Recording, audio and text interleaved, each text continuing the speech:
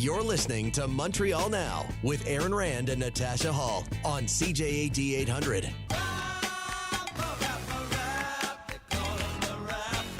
All right, that is James Mennie over at the Montreal Gazette. Jim, I'm not sure where you want to start today, but I love this kind of tease you have into our first story, which is this Francois Legault, the political version of Bobby Ewing in the shower. For our younger listeners, Dallas, very popular show back in the day with the Ewings, and we both went back and took a look at. I went back. But he you was watched. obsessing. I did not. He was obsessing Jim over trying to find that not scene at all, Jim. of Bobby That's in the true. shower. Okay, excuse me. Tell me if I got it right, okay? Because I didn't go to check YouTube.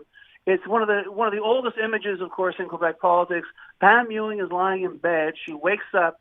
She hears water running in the bathroom. She goes over. She's kind of scared. She opens the bathroom door, and then she sees someone in the shower stall, and he turns around, and it turns out that it's Francois Legault in his third link. I mean, the fact is... Okay. We back are from being the dead. expected. No, this is extremely serious stuff. Of course it is. Okay? Yeah. We are being expected by the Premier of Quebec to basically pretend the last year didn't happen, which was the whole thing with Bobby Ewing coming back from the dead. They'd had a terrible season, and they want to revive their fortunes. So they brought back Bobby Ewing. How do we do that? Well, we'll just say the last season was a dream, that none of it ever happened. And that's what Francois Legault's been doing today. And he's been driving people crazy. Because normally you're supposed to be able to say, well, he's doing A, B, or C, and he just keeps and now, I don't know if you saw, the cabinet is picking up the same thing. Bernard's going to go, oh, we have to talk to all the people now about this. Fine. You know, we got beaten in this last by-election, but you know what? We're going to talk to people, and we're going to bring back that link. It's absolute gaslighting, and perhaps the most cogent assessment of what's been going on came from, of all people, Joel Lightbound, who is a federal Liberal MP for the area, who essentially said it looks like Francois Legault is, and he is inviting the people of Quebec City for un dîner de con, which is the title of a French film that basically tells the story of a bunch of very cruel kind of huppé Frenchmen who invite a guy they think is not too bright to a dinner, a fancy dinner, for no other reason than to mock the guy. In other words, that he's just playing Quebec City residents for chumps, and indeed he backs it up. What happened? As all the reasons they cited last spring to not go ahead with this, have they suddenly disappeared?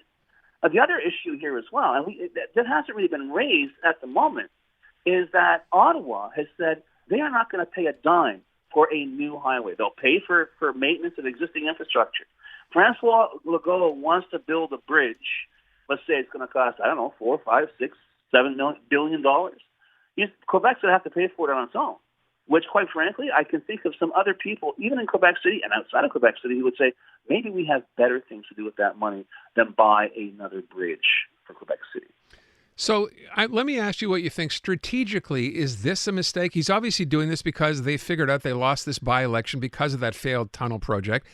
Should this just be left alone, walk away, or is this the wrong approach to say, oh, we're going to go back, as you just said, and rethink this?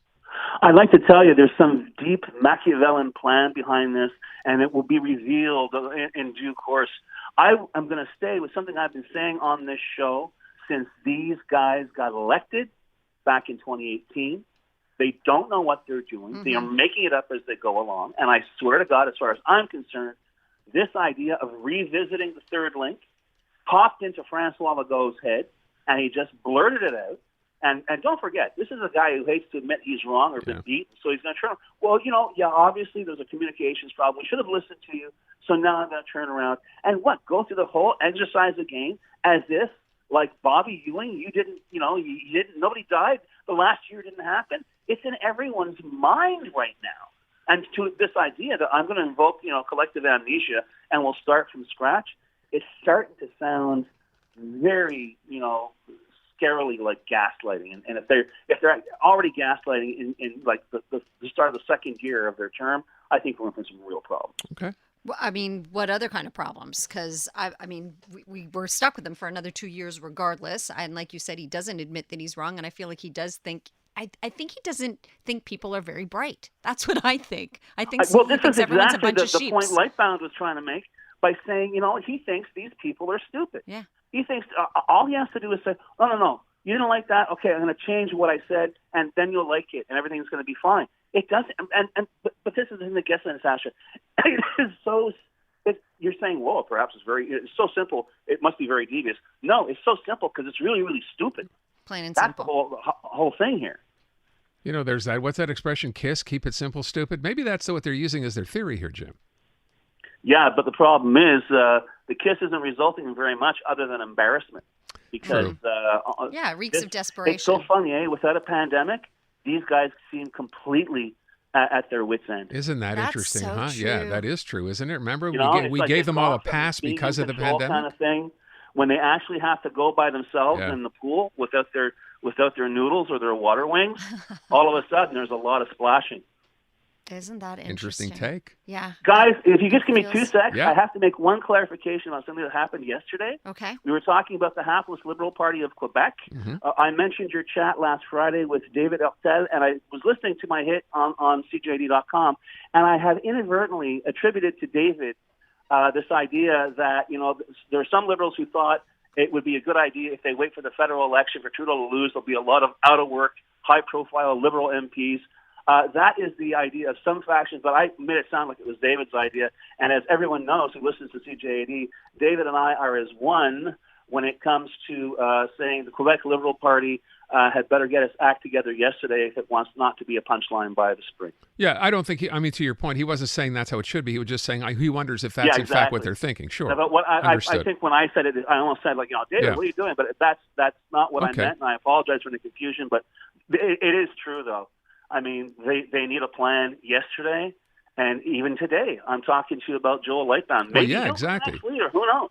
But in the meantime, Marwa is being omnipresent. Like, she's the one who's making a fuss and that we're hearing from the most, and yet she says she still doesn't want the job. I think she's just in waiting for 2 years. That's what I think.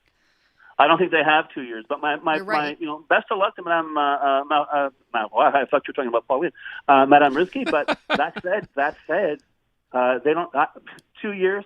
I don't think they have 6 months. Honestly, I mean they'll be around for 6 months, but they may as well work from the house, so to speak, because as we saw on Monday nights, they used to be a Liberal Chateau Fort, and they got less than 9%.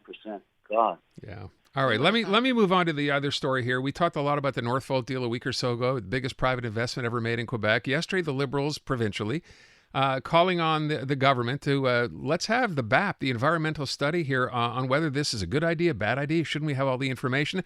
And he didn't even miss a beat, Jim. Pierre Fitzgibbon is like, no, we're not going to do that. Nothing to see here. Well, no, but the thing is, what I love is, we did some legislative hanky-panky.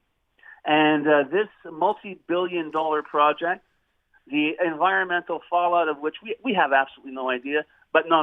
It's BAP exempt.